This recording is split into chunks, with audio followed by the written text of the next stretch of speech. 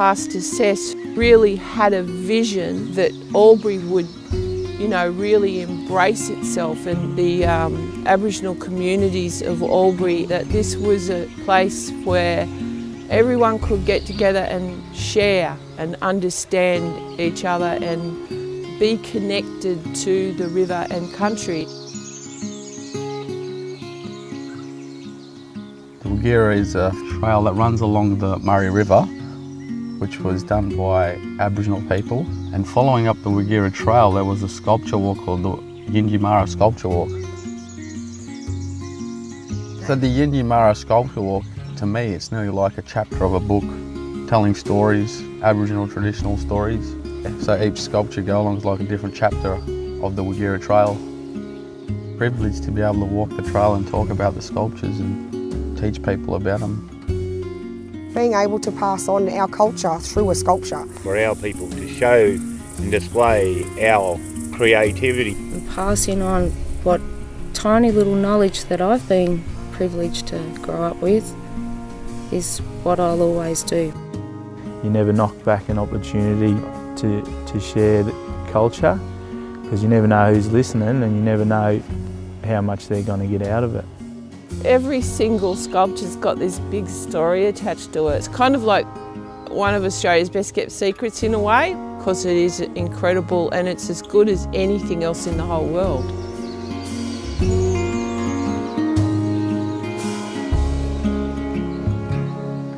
We're going to engage Wiradjuri only artists being on Wiradjuri country, but there's a lot of mixed language groups living here, so we really wanted to celebrate that by then opening it up to people who were local.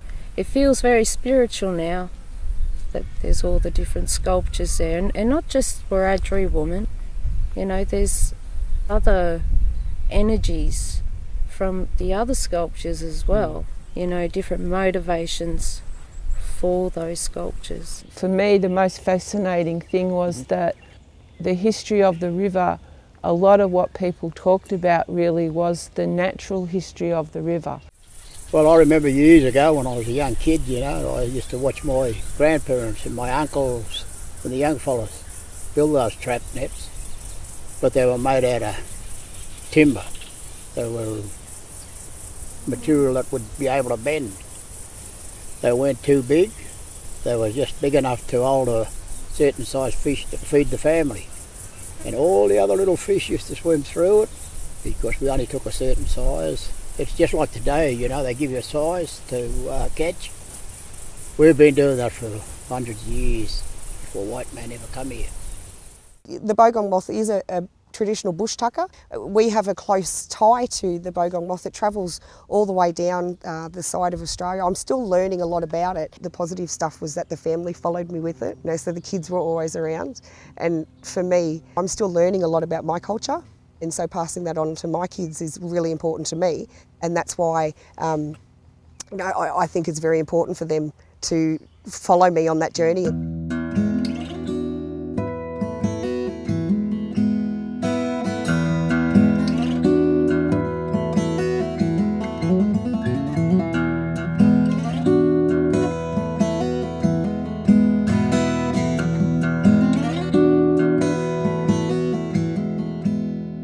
So what are they? It's a turtle, and then you've got the goanna. Another goanna, is it? Yeah. And then the snake. Just snake, yeah. Are these totems from the people who made them, or just? Yeah, well, Sarah done a Yorta Yorta. And those Is that a totem for Yorta Yorta? Yeah. True, turtle. Yeah, long neck. Really? All right. The makeup of the steering committee was really good, so we had two local Wiradjuri elders on there. Right. Whenever we come up to things that we thought might be culturally sensitive, we really relied on their knowledge and input, and we took that on board. That's what sort of makes it so good, like it was run by the community, for the community. There's this huge collaboration before any decisions were made on anything, and that is, I think that's a really amazing part of the spirit of Wagirra, is that there is that feeling that you're not doing it alone. It's like with the whole community's backing, And, you know, I guess if you're looking at it again in a spiritual sense, it's like, it's, you know, the spirits are with us too. When it was time to be named, I went to the Wagirra elders and talked to Uncle Stan and everybody, and Uncle Stan thought the name Yindyamarra would be a really good one for the trail. He said that's really good, that get that word out there more, because it's a really strong word about being respectful, and especially like being respectful to country and to the river and all that. Yindyamarra means doing things gently and carefully and respectfully and slowly, as long as it takes.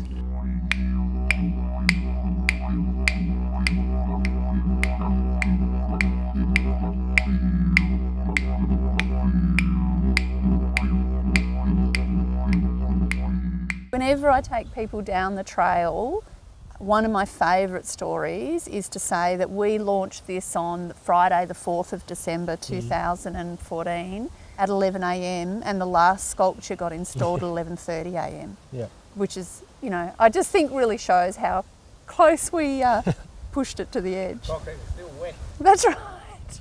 Well, it was. The Guga was still wobbly. It was a good team effort. Everything worked and fell into place, and I think that was a great achievement in itself. For a lot of the artists, they'd only worked in 2D before, Yeah, right. so it was a learning experience for them. No idea how to do it, that's for sure. I've used chainsaws before, never ever thought you could use it to sculpt something. Nobody outside of my family ever got to see anything that I ever did. So I still remember the day that we launched this, and I was so very quiet. You couldn't tell that I was nervous. We all stood around the finished product. We got a photo taken, but to hear them talking to each other, and they brought their families to see it as well. Right. How cool is that? Yeah, it's sharing part of our culture and allowing people to learn as well. I can just see my own shoulders being pushed back, you know, like I'm growing so much more as an individual, but as a cultural individual, you know. Something like this, someone's noticed that you have a story, that you want to tell a story. So yeah, I'm immensely proud of myself. I love the fact that we've been able to put Aboriginal culture front and centre in this community. Now to have the background knowledge of how those stories were told, passed on to each generation, to listen to the stories about food, gathering, how there were ceremonies around it. It's just given me a whole new idea of how important those cultural stories are. Seem to be sharing culture more and more. She's done everything that I've wanted her to do. She's, you know, brought her home for some beautiful birds. She's brought home for insects. She's had beautiful visitors, you know, different kangaroo species and different things have come to visit her, as well as our human visitors, of course, and our four-legged friends. I get a sense that those that use the trail are really proud of what these sculptures are for their community, Aboriginal and non-Aboriginal alike. You know, that it's that sense of place and of check out what our community can do. I'd like them to leave with cultural knowledge of what it's about, what the meaning's about of all these animals, shapes, and get to know this place, you know, have a good knowledge for understanding, and so they can tell others about what's going on. A sense of peace, perhaps a slight understanding of like our spirituality. I guess I just saw the enjoyment that it brought to everyone, you know, like Uncle Tunny was always there in the background, you know, giving advice and things like that, and I guess the humour and the little banter that comes with it, you know, was all part of the process. I had so many nice and happy moments that I learnt from them and experienced, you know, like hard hats and big boots and fluoro stuff and OH&S things, and I've never worked on scaffolding before. Man, That was awesome. And just touching the wood, sculpting the wood, carving the wood, even though I'm using modern tools, man, it was a feeling, you know, it was just so special. Now every time I see falling down trees, logs, I just want to get in there and borrow a chainsaw.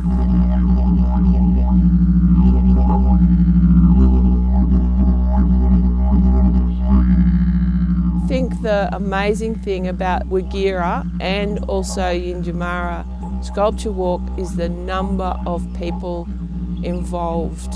You know, people who are experts on grasses and soils and trees and water and building bridges and, you know, designing things, and also like with Yindyamarra, how we were all included. Well, it's achieved everything what we planned. We've got them on the river. One thing we wouldn't have ever done, would we? But then we've got workers, that Aboriginal workers that put them there. Hey, what more do you want?